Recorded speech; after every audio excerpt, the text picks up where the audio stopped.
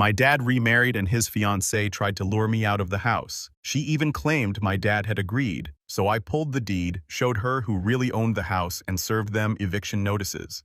This whole mess started about 9 years ago when my mom passed away from cancer. I, 21 male, was 12 at that time.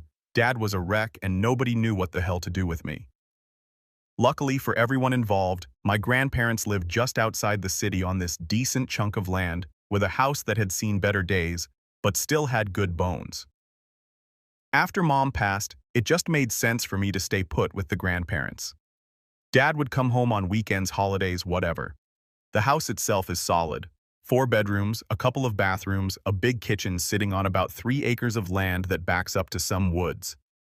But here's where Dad started showing his true colors. Even as a kid, I noticed he had this thing about control. Everything had to be done his way, on his timeline with his approval. He'd show up on weekends and immediately start rearranging things, telling Grandpa how to maintain the property properly, and making decisions about my life without asking anyone. My best friend Elio lived about 10 minutes down the road, so I wasn't completely isolated. Kid's been my ride or die since we were building forts in those backwoods. Here's where it gets interesting, though. My mom was an only child. I'm an only child.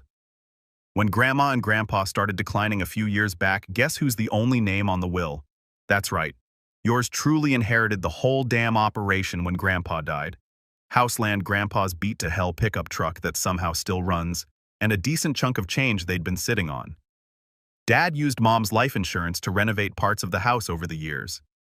But here's the thing. He acted like he was doing me some huge favor, like I should be grateful he was investing in the place. I found out about the inheritance when the lawyer called me after Grandpa's funeral. Dad was standing right there when I took that call. The look on his face when he realized I owned the house we were all living in. Not embarrassment or guilt, more like irritation, like I just complicated his life by existing. Elio was there that day helping me sort through Grandpa's tools. When Dad walked away after that phone call, Elio just looked at me and said, "So you own the house now? Damn, Thanksgiving is going to be awkward." But we never discussed it. Dad just pretended it never happened and kept acting like he was the man of the house, making all the decisions, controlling everything from what we watched on TV to when I was allowed to have friends over. About 2 years after Mom died, Dad started dating again. Nothing serious at first, just random coffee dates and dinner meetups. Fast forward to about 6 months ago, and he drops this bomb. He's got a serious girlfriend, a 30-year-old preschool teacher named Samantha who comes with 2 kids under 10 and enough emotional baggage to stock a therapy practice. Samantha's got this whole young professional mom aesthetic going on, drives a white SUV that's always spotless, wears those athleisure outfits, and has opinions about organic food that she'll share whether you ask or not. Her kids, Logan and Chloe, because of course their names sound like a country club membership roster, are these perfectly groomed little sociopaths. The first time Dad brought her to the house, she did this thing where she walked around taking mental notes like, "This needs work and that needs replacing." I caught her opening cabinets and checking expiration dates on stuff in the pantry. "Your grandmother had such interesting taste," she said, running her finger along the vintage wallpaper. "It's so authentic, very lived in." The way she said lived in made it sound like a polite way of saying trashy, but Dad just ate it up. "Samantha has such great design sense," he said, like she just complimented the Sistine Chapel. "She's got so many ideas for improvements. Her kids were even worse than she was. Logan, who's maybe 8, spent the entire visit touching everything he wasn't supposed to touch while maintaining perfect eye contact. Chloe, the 6-year-old, accidentally knocked over Grandma's favorite plant and then looked at me like it was my fault for putting it where she could reach it. When I mentioned the plant, Samantha just laughed. "Oh, kids will be kids. They're just excited to be in such a big house. They're not used to having so much space to explore." Elio came by that evening and caught the tail end of their visit. After they left, he looked around the living room where Samantha had repositioned some of Grandma's throw pillows. "Well, she seems fun," he said. "Nothing says I'm definitely not planning to redecorate your entire life like rearranging furniture on the first visit." But Dad was smitten. Started spending more money on dates, bought new clothes, got his teeth whitened. Classic midlife crisis stuff. Except instead of buying a motorcycle, he'd found himself a ready-made family that came with built-in validation. Samantha played it perfectly, asking his opinion on everything, deferring to his wisdom, letting him feel like the big, strong provider. 3 months in, she's practically moved in. Her stuff starts showing up in Dad's bathroom. Her car is in the driveway more than it's at her apartment. Logan and Chloe have claimed the guest room like they're planning to stay forever. And the kids, Jesus Christ, the kids, they went from perfectly behaved little angels to absolute demons the second they got comfortable. Logan would accidentally break my stuff and then act confused when I got mad. Chloe would go through my room when I wasn't home and mess with my things, then deny everything when confronted. Whenever I complained, Samantha would give me this wounded look and suggest that maybe I wasn't used to having kids around. Dad naturally took her side every time, telling me they're just kids and to cut them some slack. By month 4, she wasn't even pretending anymore. She'd gone from grateful guest to woman of the house faster than you could say gold digger. It started small, rearranging the living room furniture while Dad was at work, then acting like it had always been that way. Replacing Grandma's dish towels with her own organic cotton ones, throwing away food she didn't approve of, and replacing it with expensive organic alternatives. But the real power move was how she started treating me like I was some deadbeat nephew who'd overstayed his welcome. You know I can rent it to you at a significant discount way below market rate. When I asked how much of a discount, she explained that market rate for that area is about $1,500, but she'd only charge me $1,200. Really a steal for someone in your situation. And what happens to this place? Well, Samantha's got great ideas for making it more functional for a growing family. The baby will need a nursery and the kids need proper rooms. Your room would be the perfect nursery space. My room, the room I've lived in since I was 12. But wait, there's more, Samantha continued. My mother has agreed to move in temporarily to help with the baby. She'll need the guest room. I looked at Dad, waiting for him to say something. Anything. Nope. He was just sitting there nodding along to everything she said. So I decided to play along to see how far they'd go. That's interesting. I'll think about it. Samantha's smile got a lot tighter. Great, but waiting too long would be limiting everyone involved, so think fast. Okay? I texted Elio as soon as they went back to their room about needing an emergency drink run. He showed up 20 minutes later, took one look at my face. Dude, you look like someone just shat in your cereal. Tell me about it. I told him everything. Classic, he said. Nothing says family values like kicking the owner to make room for grandma. 2 weeks after the pregnancy announcement, I came home from my afternoon classes to find Samantha in my room with cardboard boxes packing up my stuff like I'd already agreed to move out. Not just standing in the doorway this time, actually in my room, going through my closet, wrapping up my mom's pictures and newspaper, and boxing up books like she was preparing for a yard sale. When I asked what the heck she was doing, she looked up with this bright smile like I just walked in on her organizing a charity drive. Hi, sweetie. I'm just helping you get started with packing. Your father and I decided it would be better to get you moved sooner rather than later, so I thought I'd give you a head start. My father and I decided. Nobody asked me what I decided. She kept that sickeningly sweet tone. Well, honey, you've had 2 weeks to think about it, and really what's there to think about? This is obviously the best solution for everyone. She held up one of my mom's framed pictures like she was examining it for flaws. Besides, some of this stuff probably needs to be updated anyway. You can't hold on to childhood things forever. Put that down and get out of my room now. Now, she said in that condescending preschool teacher voice, there's no need to be unpleasant. I'm trying to help you transition to adult living. This is exciting. Your own place. Real independence. When I repeated my demand for her to get out, Samantha set down the picture and straightened up. For the first time since I'd met her, the mask completely dropped. Listen, little boy, she said, her voice sharp enough to cut glass. I'm pregnant with your father's child. This house needs to work for a real family, not some overgrown teenager who can't handle the idea of growing up. You can either pack your stuff like an adult, or I can have your father explain to you why this isn't negotiable anymore. This isn't your house. You don't get to pack my stuff. Actually, she said, picking up another box and continuing like I hadn't spoken. Your father and I have discussed this extensively. We've already paid the deposit on the apartment and you're moving out this weekend. The movers come Monday to pick up your things. Movers. They'd hired movers for my stuff without asking me. When I said they couldn't do this, she told me they already did. The lease was signed, the deposit was paid, and frankly, you should be grateful we're handling all the logistics for you. Most parents would make their children figure this out on their own. That's when Dad walked in, and I could tell from his expression that he knew exactly what was happening. This wasn't Samantha going rogue. This was their plan. Dad, what the hell is this? We decided it's better to just rip the Band-Aid off. You've been dragging your feet on this decision, so we made it for you. You made it for me. Dad used that patronizing tone he'd perfected over the years. Look, this is happening whether you like it or not. You can either be mature about it and work with us, or you can throw a tantrum like a child. But either way, you're moving out this weekend. I looked between them. Dad standing there like he was delivering some tough love life lesson. Samantha smirking behind him like she just won the lottery. And they'd obviously planned this whole thing. When I asked what would happen if I refused, Dad's face went hard. Then they'd pack my stuff for me and put it in storage. I was an adult now, and it was time I started acting like one. This house was for families, not overgrown kids who couldn't handle change. Overgrown kids. My own father called me an overgrown kid for not wanting to be evicted from my own house. Samantha helpfully added that I had until Sunday. The cleaning lady needed time to prepare the room for the nursery furniture delivery. I pulled out my phone and started recording, asking them to say that again about moving me out of my house. Dad's face went red, and he told me to put that away.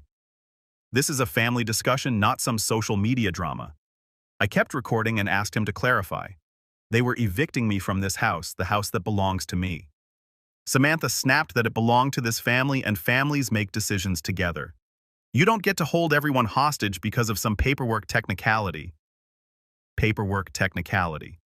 Property ownership was a paperwork technicality. Dad, whose name is on the deed, pure awkward silence while Dad realized he'd never actually checked the paperwork from when Grandpa died. When he finally admitted that legally, yes, the house was in my name, but started to say, but, I cut him off. There was no but. Legally, this was my house, and he had just told me he was evicting me from my own property. That's when Samantha finally understood what was happening, and her face went through about 6 different emotions before settling on barely controlled panic. That can't be right, she said slowly. You're just a student. This student does. I showed her the phone screen. Inherited it from my grandparents when they died. House, land, everything all mine. Samantha sat down hard on my bed, still holding one of my boxed-up books. But your father, he pays for everything. Utilities, upkeep. Yeah, on my property, like a tenant.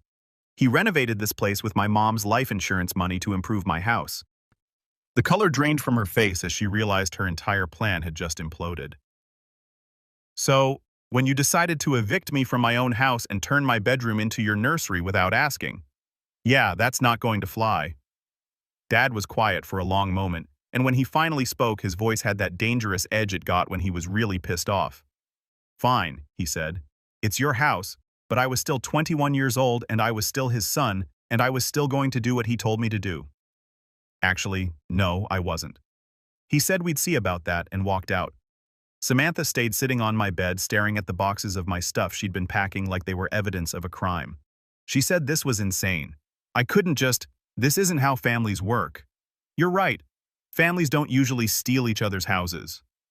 She looked up at me with pure hatred. You have no idea what you've just done. I am pregnant, and we need the house more than you do.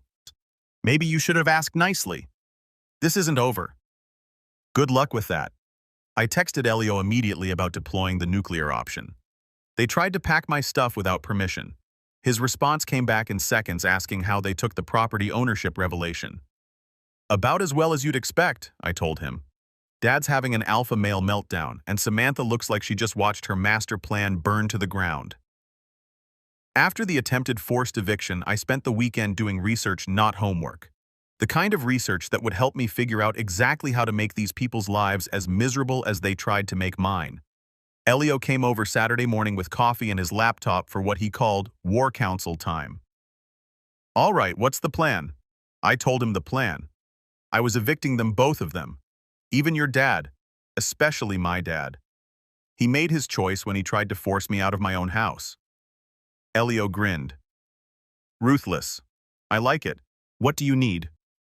We spent the morning researching tenant rights, eviction procedures, and property law. Turns out, when you let people establish residency in your house, which Dad and Samantha had definitely done, getting them out, requires proper legal channels. But when you own the property, and they're not on any lease, you've got most of the power. Elio found the relevant laws. In this state, you need to give 30 days written notice for month-to-month tenants. But if they're not paying rent and there's no lease agreement, it's considered tenancy at will, and you can terminate it with notice.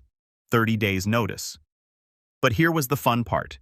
If they refused to leave after notice, I could file for eviction and have them legally removed. When I asked about damages like if they'd been living there rent-free, Elio found the beautiful part. I could sue for fair market rent for the entire time they'd been there without a lease, plus any damages to the property. I calculated quickly. Dad had been living there rent-free for 9 years, Samantha and her kids for about 6 months. At market rates for a 4-bedroom house in our area, we were talking about serious money. Dad would owe me about $200,000 in back rent. Samantha would owe about $15,000 just for the time she'd been there. Elio whistled. That's some expensive house playing. Monday morning, I went to the courthouse and filed the paperwork. Tuesday, I went to a lawyer to make sure I was doing everything by the book. Wednesday, I had the eviction notices printed up on official letterhead. Thursday evening, I waited for them both to be home, then called a family meeting in the living room. We need to talk, I said, setting the folder of legal documents on the coffee table. Dad was still in his post-superiority mode. If this is about your attitude problem, I don't want to hear it. You've been acting like a spoiled brat and it needs to stop. Actually, this is about your housing situation. Samantha was sitting next to him, one hand on her belly like she was protecting the baby from my bad vibes. What about our housing situation? I opened the folder and pulled out the eviction notices. You're both being evicted, 30 days notice, effective immediately. The silence that followed was beautiful. Dad picked up his notice and read it like it was written in Sumerian. What the hell is this? It's an eviction notice. You have 30 days to find alternative housing and vacate the premises. He exploded. You can't do this. I'm your father. You little... Watch me. Samantha screamed. That's illegal. You can't kick out a pregnant woman. Actually, I can. But we don't pay rent, she said like that was some kind of gotcha. Exactly. They were tenants at will, which meant they had even fewer rights than people with leases.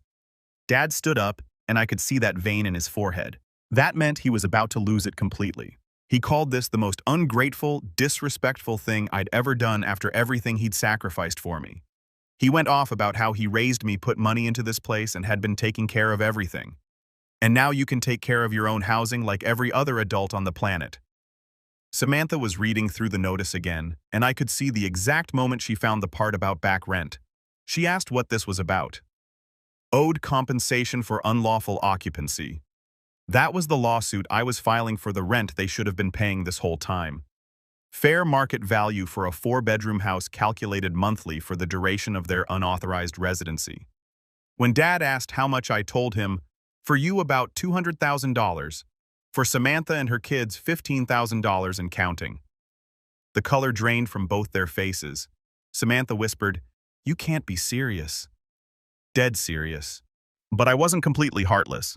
They could avoid the lawsuit by vacating within 30 days and signing an agreement not to pursue any claims against the property. Dad sat back down hard and asked, "About $200,000. That's what it cost to live in a house like this for 9 years. Who knew?" Samantha's voice got shrill, saying this was insane. They were going to be homeless. She was pregnant. Not my problem. You should have thought about that before you tried to steal my house. Dad was quiet for a long time, staring at the eviction notice like it might change if he looked at it hard enough. When he finally asked where they were supposed to go, I suggested anywhere but here. Samantha had that apartment right, the one she was so eager to rent to me. That's a 1-bedroom, she said. We can't fit 3 adults and 2 kids in a 1-bedroom apartment. 3 adults, I asked her. My father and her mother, she explained. I laughed. Oh, she thought her mother was still invited to this party. That's adorable. Dad said he couldn't do this. He didn't have anywhere to go. All his money was tied up in this place. His money was tied up in my place. And now he knew how it felt to be told he had to leave.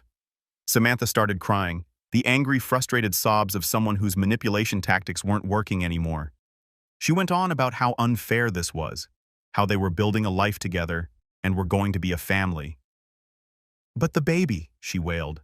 The baby she got pregnant with to lock down my dad. That baby. Her crying stopped instantly, and the look she gave me was pure hatred. You don't know what you're talking about. Really? Let me guess. Birth control failure, happy accident, surprise pregnancy that just happened to occur right when you needed to cement your position in the house. Silence. Elio showed up the next morning with donuts and a eating grin asking how they took their eviction notices. Like you'd expect, I told him. Lots of crying threats and disbelief that actions have consequences. Your dad, too, he asked. My dad's having an existential crisis about owing me 200 grand in back rent. Beautiful, he said. Justice is a dish best served with legal paperwork. The next month was magnificent to watch. Dad tried everything. Lawyer consultations he couldn't afford to fight. Emotional manipulation about being my father and this being our family home, and even attempted bribes about signing the house over to me officially and calling it even. Newsflash. I already owned the house. Signing it over to me would be like giving me my own birthday present. Samantha went full scorched earth. Called my university to complain about my unstable home environment. I called the police to report a domestic disturbance when I asked her to move her car. Even tried to call CPS on herself, claiming I was creating an unsafe environment for children, which backfired when they pointed out that maybe she shouldn't have her kids living somewhere she felt unsafe. Finding housing for an unemployed pregnant woman, her 2 kids, a 52-year-old man with mediocre credit, and potentially a grandmother, all on Dad's construction salary, turned out to be harder than they thought. Week 4, Dad suggested maybe they could work out some kind of arrangement. He could pay me rent to stay. Market rate, they could make it official. I said no. He started to argue, but I cut him off. Nope. You had the chance to treat me with respect and have a conversation like an adult. Instead, you tried to force me out of my own house. Actions have consequences. But I'm your father, he said. Yeah. And you're also the guy who tried to evict me from my own property to make room for your girlfriend's mother. Father of the Year material right there. That's when the real fireworks started. Samantha filed a complaint claiming I was evicting her because of her pregnancy status. The hearing was beautiful. Samantha had to explain that she was Dad's girlfriend, had been living there 6 months, had no lease, and paid 0 rent. Then, I got to tell the judge how they'd tried to force me out of my own house and convert my bedroom into a nursery without my permission. The judge basically told her, you can't claim pregnancy discrimination when you're being evicted for trying to illegally evict the actual property owner. Case dismissed. But the real bomb came during week 5, and you're not going to believe what happened. I was at Elio's place when Dad called and his voice sounded weird, shaky. We need to talk, he said. About what you've got 3 days left to move out. About the baby. Something in his tone made me pay attention. What about it? Can you come home? I need to show you something. So I found Dad sitting at the kitchen table with a stack of papers in front of him. He looked like he'd aged 10 years in the past month. He slid a paper across the table. Paternity test results. The baby isn't mine, he said quietly. I stared at the paper. What do you mean? Samantha had been lying this whole time. How did he find out she'd wanted him to sign up for better health insurance at work to cover the pregnancy? The insurance company required blood work for pre-existing conditions. They ran some genetic screening panels. Turns out he couldn't be the father. Wrong blood type. So whose baby was it? Her ex-husband's.